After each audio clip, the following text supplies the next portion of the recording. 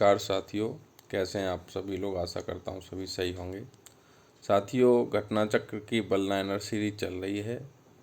इससे पहले के जितने भी टॉपिक हैं वो चैनल पे डाल दिए गए हैं, आप लोग चैनल पर विजिट करके इसे देख सकते हैं। तो चलिए शुरू करते हैं। नया टॉपिक आज है मुग़ल कालीन प्रशासन। तो पहला प्रश्न है, मुग़ल प्रशासन के दौरान ज़िले को जाना जाता था। तो मुग़ल प्रशासन के दौरान ज़िले को सरकार के नाम से जाना जाता था। नेक्स्ट है, मुग़ल काल में सेना का प्रधान था। तो मुग़ल काल में सेना का प्रधान मीर बख्शी था। नेक्स्ट है, मुग़ल शासन में मीर बख्शी का कर्तव्य था। तो मुग़ल शासन में मीर बख्शी का कर्तव्य भू राजस्व अधिकारियों का पर्यवेक्षण करना था। नेक्स्ट है, सही कथन है। तो हमें सही कथन बताना है। तो सही कथन है, मुग़ल साम्राज्य मूल रूप से एक सैनिक राज्य था। केंद्रीय शासन व्यवस्था के विकास की प्राण शक्ति उसकी सैनिक शक्ति पर निर्भर थी।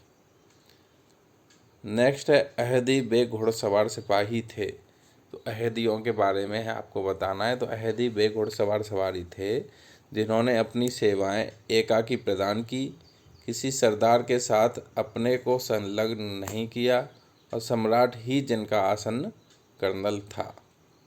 नेक्स्ट है, वर्नियर, करेरी, मनुची तथा टेवर्नियर में से वह है जिसे मुग़ल सेना में चिकित्सक नियुक्त किया गया। तो कौन था? मनुची था जिसे मुग़ल सेना में चिकित्सक नियुक्त किया गया था। नेक्स्ट है, मुग़ल प्रशासन में मुहत्सिब था। तो मुग़ल शासन में मुहत्सिब कौन था? लोक आचरण अधिकारी था मुहत्सिब। नेक्स्ट है, मध्यकालीन भारत में मनसबदारी प्रथा खास तौर पर इसलिए चालू की गई थी ताकि साफ सुथरा प्रशासन लागू हो सके। मनसबदारी प्रथा क्यों लागू की गई थी? क्योंकि साफ सुथरा प्रशासन लागू हो सके। नेक्स्ट है, मुग़ल मनसबदारी व्यवस्था के सुचारू संचालन के लिए उत्तरदायी होता था। तो मुग़ल मनसबदारी व्यवस्था के सुचारू संचालन के लिए मीर बख्शी उत्तरदायी होता था। नेक्स्ट है, मुग़ल मनसबदारी व्यवस्था की विशेषताएं थी। तो मुग़ल मनसबदारी व्यवस्था की विशेषताएं क्या क्या थीं? जात एवं सवार पद प्रदान किए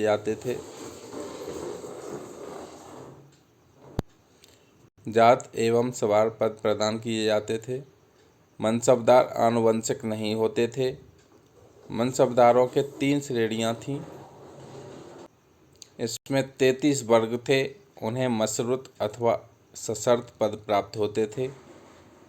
उनका सवार पद जात पद से अधिक नहीं हो सकता था।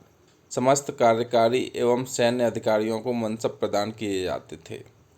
मनसबदारी व्यवस्था राज्य के कुलीन वर्ग से संबंधित थी, जिसे अकबर ने प्रारंभ किया था। मनसब पद केवल सेवा काल तक ही रहता था।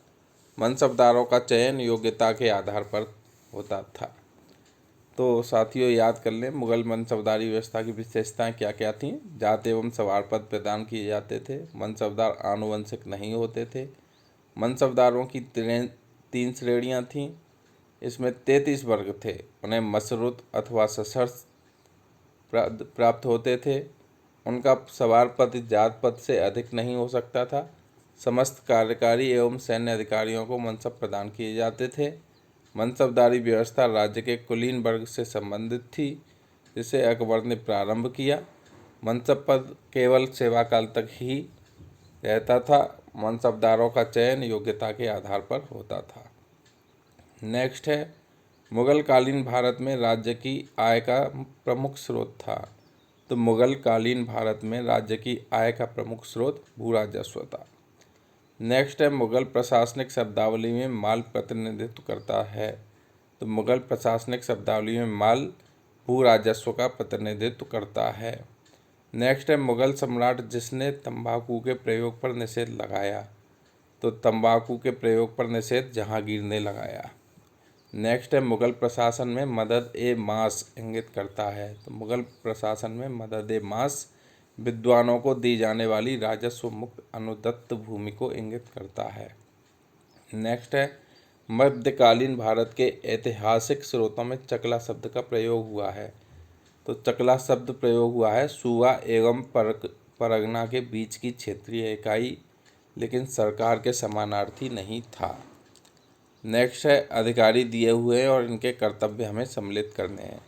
तो दीवाने तन जागीर व वेतन को देखता था। मुस्तारफी अधिकारी क्या देखता था? राज्य की आय व्यय का निरीक्षण करना। और मुशरिफ जो है कार्यालय को संभालने के लिए था। नेक्स्ट है बाकियान 20।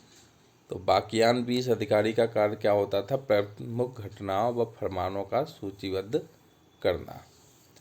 नेक्स्ट है बादशाह दिए हुए, उनके दीवान हमें सम्मिलित करने हैं। तो अकबर का दीवान कौन था? मुजफ्फर खान। जहांगीर का दीवान था गियास बेग एतमादुद्दौला। शाहजहां का दीवान था सादुल्ला खां। और औरंगजेब का दीवान था असद खान। नेक्स्ट है सत्य कथन हमें बताना है। तो अकबर ने शेर शाह की तरह राज्य के सिक्कों के प्रचलन को नियमित करने का प्रयास किया। शेर शाह की मुद्रा पद्धति के समान अकबर के समय का ताम्र का प्रमुख सिक्का दाम था। ठीक है। नेक्स्ट है वह जिसने राम सीता की आकृतियों और रामसीय देवनागरी लेख से युक्त कुछ सिक्के चलाए। तो वह कौन था? अकबर था, जिसने राम सीता की आकृतियों और रामसीय देवनागरी लेख से युक्त कुछ सिक्के चलाए थे। नेक्स्ट है मुगल शासन में तांबे का सिक्का कहलाता था। तो मुगल शासन में तांबे का सिक्का दाम कहलाता था। नेक्स्ट है शाहरुख नामक चांदी का सिक्का चलाया। तो शाहरुख नामक चांदी का सिक्का बाबर ने चलाया। नेक्स्ट है मुगल काल के दौरान पिछले शासनकाल के दौरान ढाले गए सिक्कों को कहा जाता था। तो पिछले शासनकाल के दौरान ढाले गए सिक्कों को कहा जाता था मुगल काल में खजाना।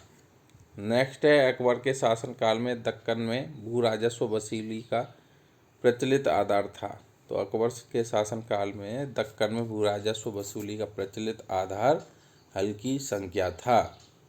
नेक्स्ट है वह बंदरगाह जो मुगल काल के दौरान बाबुल मक्का का द्वार कहा जाता था। तो वह था सूरत बंदरगाह। नेक्स्ट है वह मुगल कालीन नहर जिसका निर्माण फिरोज शाह की रजब वाह को पुनर्जीवित करके किया गया। वह मुगल कालीन नहर जिसका निर्माण फिरोज शाह की रजब वाह को पुनर्जीवित करके किया गया। तो वह थी सहाब नहर। नेक्स्ट है मध्यकाल में बटाई शब्द का अर्थ था। तो मध्यकाल में बटाई शब्द का अर्थ लगान निर्धारण का तरीका था।